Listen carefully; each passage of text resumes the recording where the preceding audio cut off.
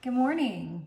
This week I'm going to walk you through how to make your very own sourdough starter from scratch.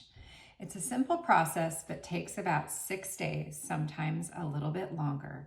And by the end of it, you'll be able to make homemade sourdough bread from scratch using your own starter. I'm excited to show you how. Good morning. Today I'm going to walk you through how to make your own sourdough starter from scratch that you can use to bake your own sourdough bread. It takes about 7 days, so I'm going to just walk you through the whole process, checking in every day and kind of showing you what the starter should hopefully look like. So it starts off with just flour and water and a couple clean containers. I have a fork. I'm starting off with a whole grain flour. You can use whole wheat, rye, a mix, and it's a little bit better to use a whole grain flour versus white because it has more natural wild bacteria in it, which will help the fermentation process. So here I've got 120 grams of water, which is roughly a half cup of filtered water. And I have my flour, and I'm going to add approximately the same in weight, but it translates to half a cup of water and a kind of a heaping cup of flour. So just keep that in mind. If you want to weigh it, feel free. You can be precise for the first couple times, and then you'll kind of get a feel for it and you won't need to weigh it. So I'm just mixing the two.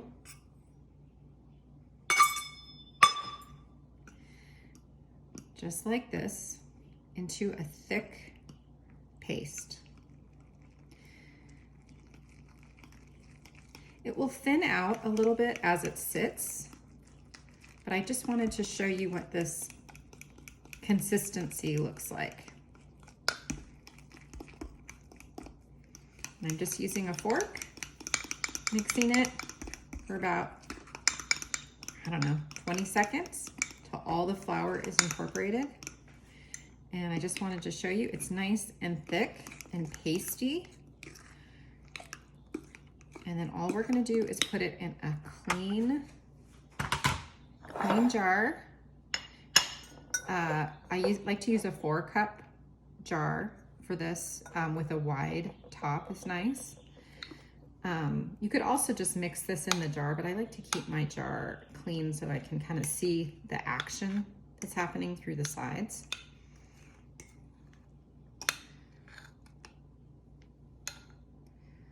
And that's it.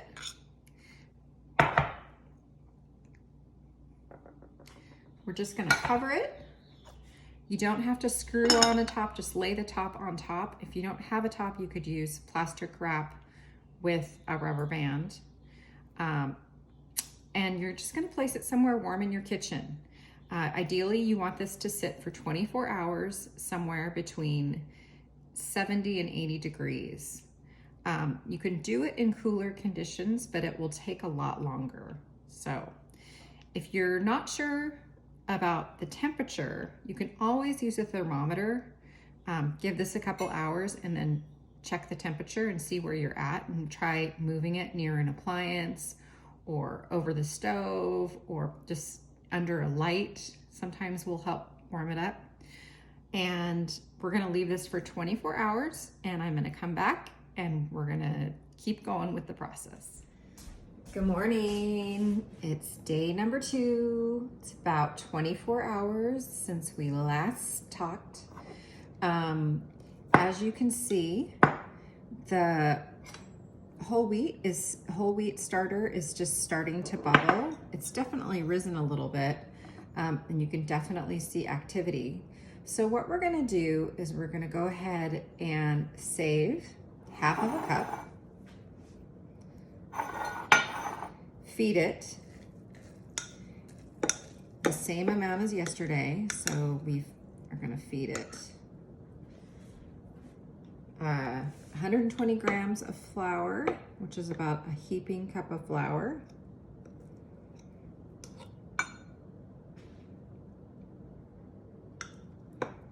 looks about half a cup.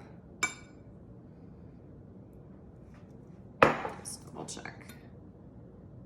Yep, half a cup.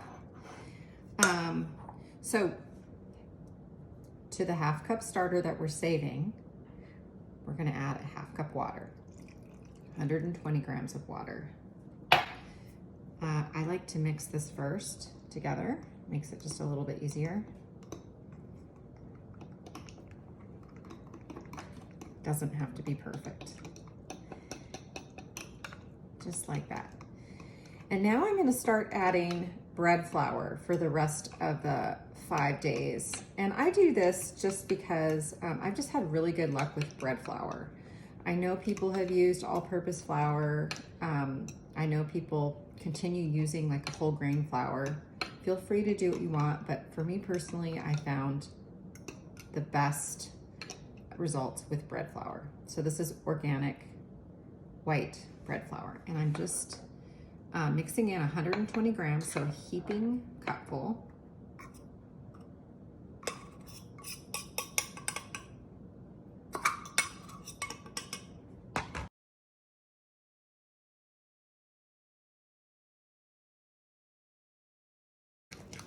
So if you can see the consistency here, thick,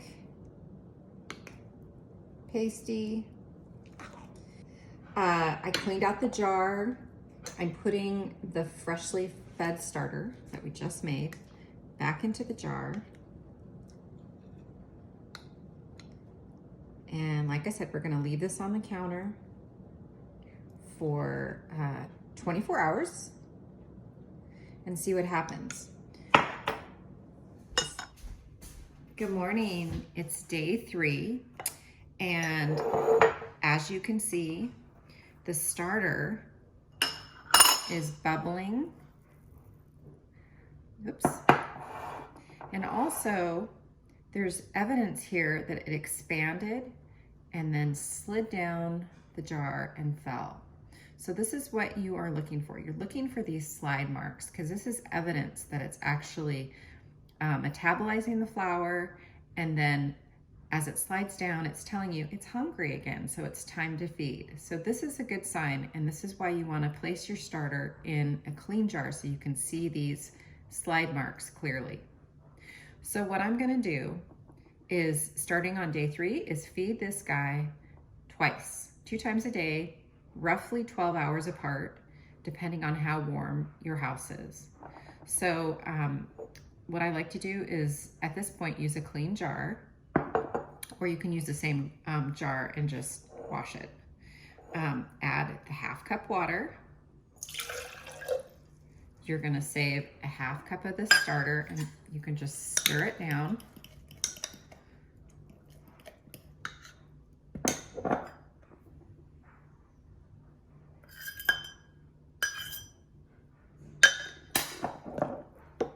So a half cup starter to your clean jar. And just try to be tidy so you can keep the top of the jar clean so you can see those slide marks really clearly tonight. So mix the starter in the water.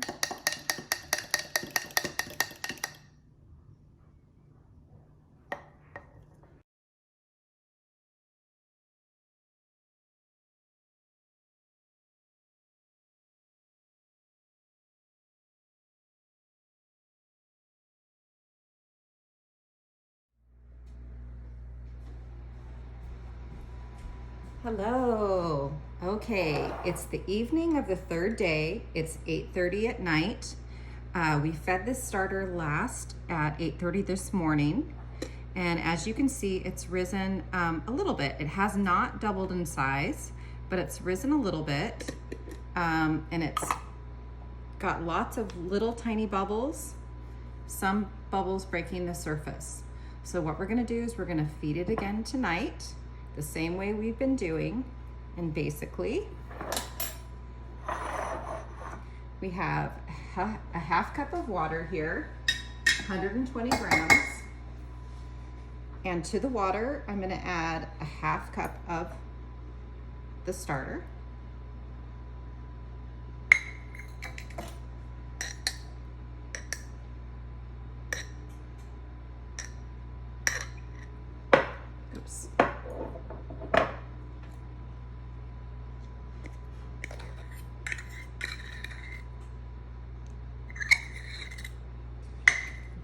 this together. 1/2 cup water, 1/2 cup starter, and then we're gonna add our heaping cup of bread flour. I measured it out again, I weighed it, it's 120 grams.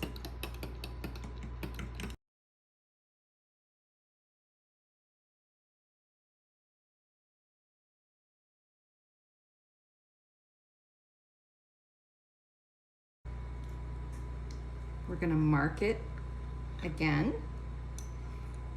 And then tomorrow, day 4, and also day 5, we're gonna feed it twice, just like we did today, 12 hours apart.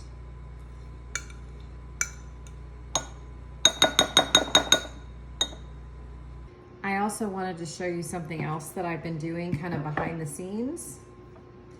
And that is I've been saving the discard. And I have just been storing this in the fridge and using it in baked goods, in pancakes. You don't want to really use it as starter because it's not strong enough to rise bread. But it's basically like if you were to add flour and water to something, you could use this. Good morning. It is day 4. I let this go 12 hours. And honestly, this morning when I woke up, it hadn't done a lot. I think it was a little bit colder overnight. So I let it go a couple extra hours. And as you can see, it's raised a little bit. It's bubbling. And it looks like it's getting hungry. So gonna do the same thing again. We have a 1/2 cup water here. I'm gonna add a 1/2 cup of the starter to the water.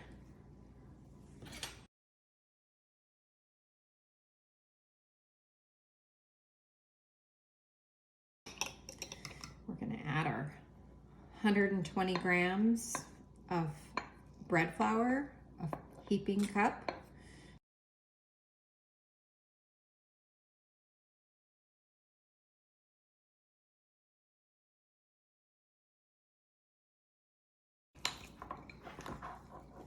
Putting it in another clean jar so we can clearly see the activity today.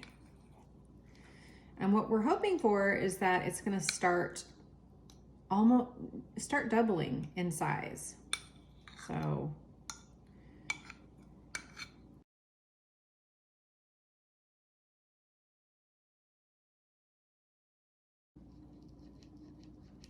all right. And I will check back with you in about 12 hours. Okay, it is the evening of day 4, and I just wanted to show you where the starter was at. I fed it about 12 hours ago, and it's definitely risen, but it's still peaking. It hasn't quite peaked yet, so it's still kind of mounded at the top, and in my opinion, it's a little bit too early to feed it again. If I were to take half of this starter out and feed it, it might dilute its strength.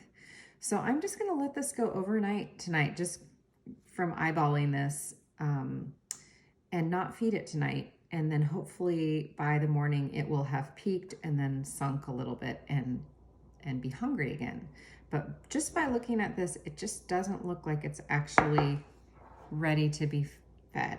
So I'm just gonna leave it on the counter overnight and we'll check back on day 5.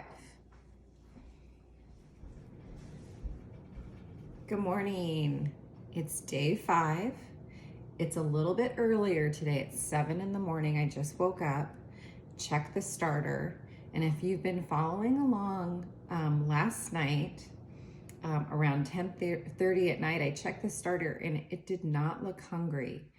It was still peaking, so I didn't feed it. Now, I know my instructions say to feed 2 times a day, and I guess my point is you can't always follow the instructions. You have to look at your starter. So the thing that's great about this is look at these slide marks. You can see that the starter actually rose overnight all the way up to here, doubling in size. And now you can see it's sunk back down. This is a real clear sign that the starter is hungry and it's actually doing what it's supposed to do. It's just taking a little bit longer. So we're gonna feed it today. This is day 5. We're gonna hopefully feed it twice. Hopefully it'll rise and fall 2 times today, telling me that it's getting stronger and metabolizing the flour faster. So we're gonna feed it like we normally do.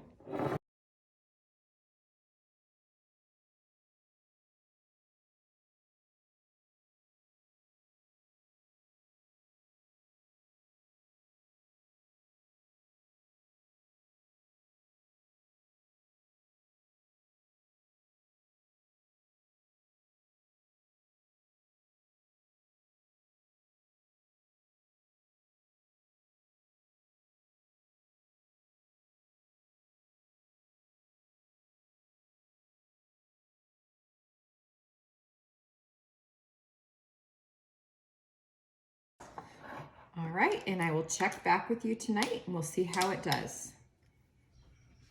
Okay, it is the evening of day 5, and I just kind of want to show you what has happened here. The starter, I fed the starter this morning at 7 in the morning. At 8 o'clock tonight, so a little over 12 hours, it peaked, definitely doubled. And then as you can see, it kind of sunk down. And these are the slide marks that I really want you to pay attention to. This is a really good indication that your starter is doing well, doing what it's supposed to do, and needs to be fed. So we are gonna feed it tonight. Same amount, you know the drill.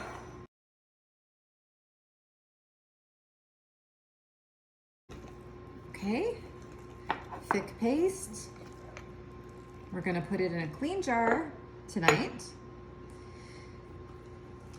And then in the morning, we are gonna feed it one last time, hopefully, and see if it passes the 2 tests, and then we can make bread.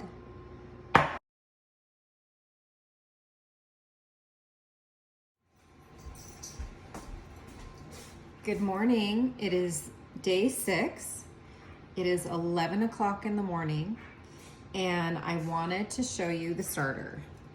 So last night we fed it, and when I woke up this morning, it was actually about this high, but it still looked like it was peaking. So I did not want to feed it again until I saw that it was done peaking or eating or metabolizing all the flour that I had fed it last night. So in the last couple hours, it has sunk down to this line, and I've showed you before the slide marks. So it's really important to look for those marks, because then you know your starter is ready to feed again. Today is our hopefully final feeding. And hopefully by the end of the day, we'll be able to know if we can bake bread. So we're gonna feed it just like we have been. The only difference is today, instead of a 1/2 cup starter, I'm gonna use a 1/3 cup starter.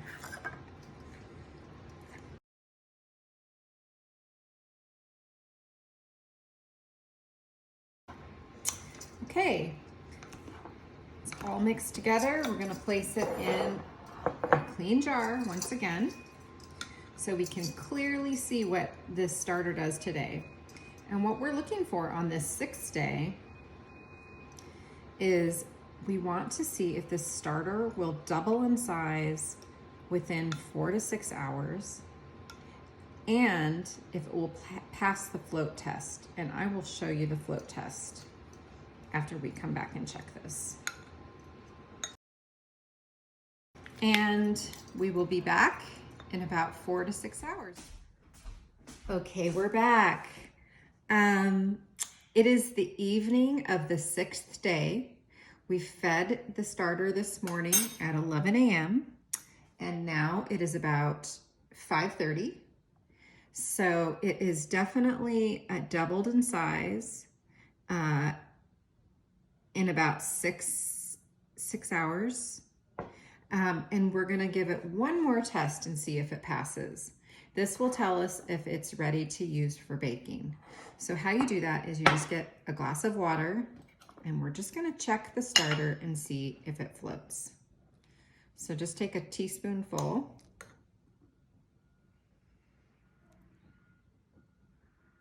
Put it in the water and voila, it's floating. So theoretically, this starter is ready to use for baking bread tonight. So you could make your first loaf of bread tonight. Just mix up the dough. I have a recipe on the blog for overnight, no knead sourdough bread. So you could mix up the dough tonight, let it proof overnight, and then bake it in the morning.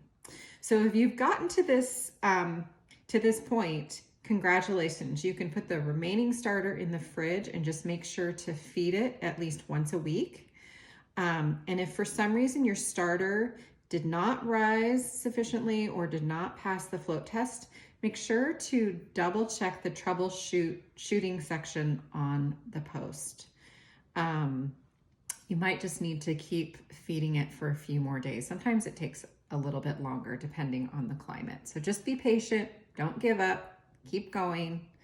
You can do this.